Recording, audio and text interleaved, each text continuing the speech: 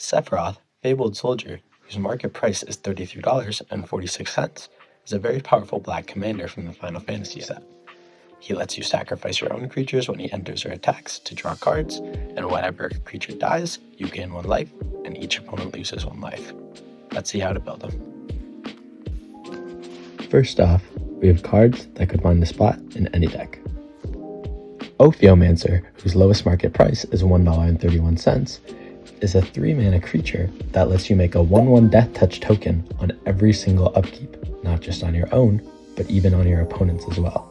This allows you to make a creature on every single turn that you can then sacrifice, and with Sephiroth, it turns into 3 damage across the table and 1 life for you on every single turn.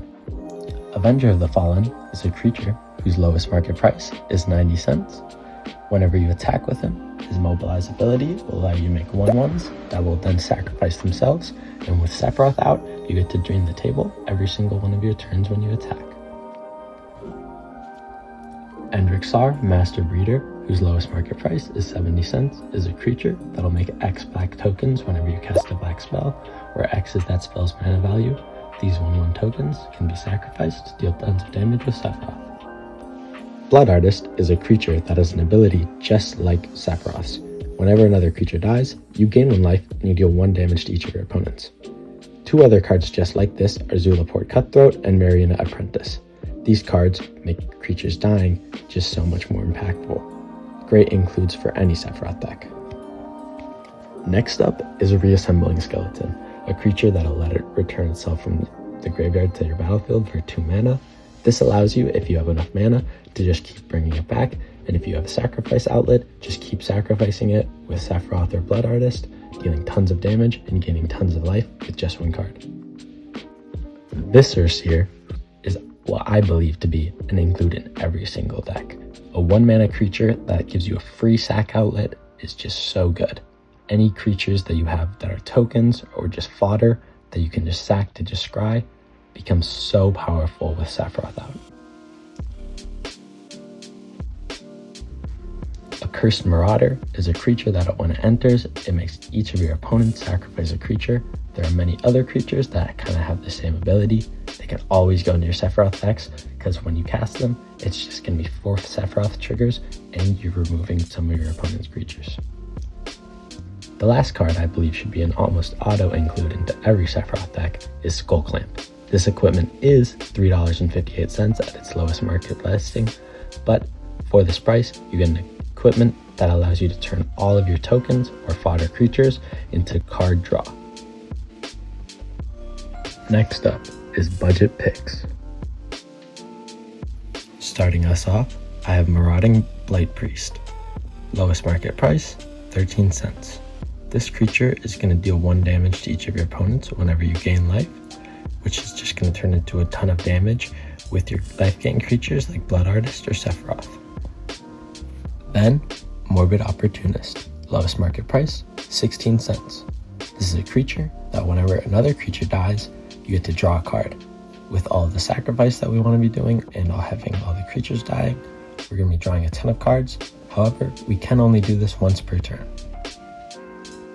Last on my budget list, I have Venerated Stormsinger.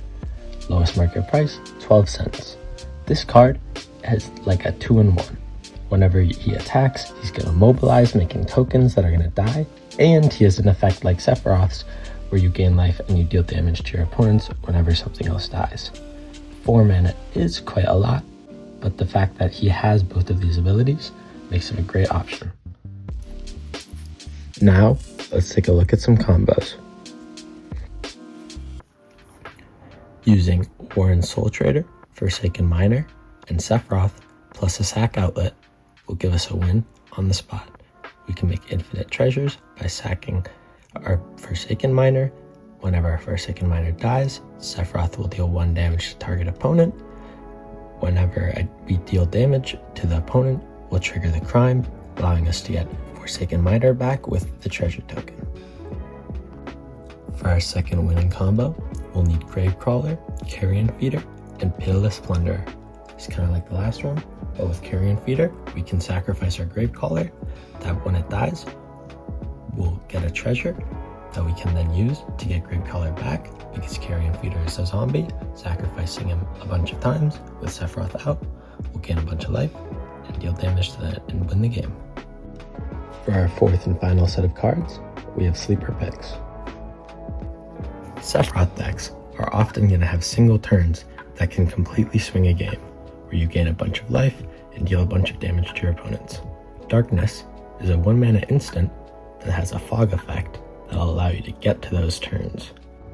Tombstone Stairwell is a pretty old card that has some weird text on it.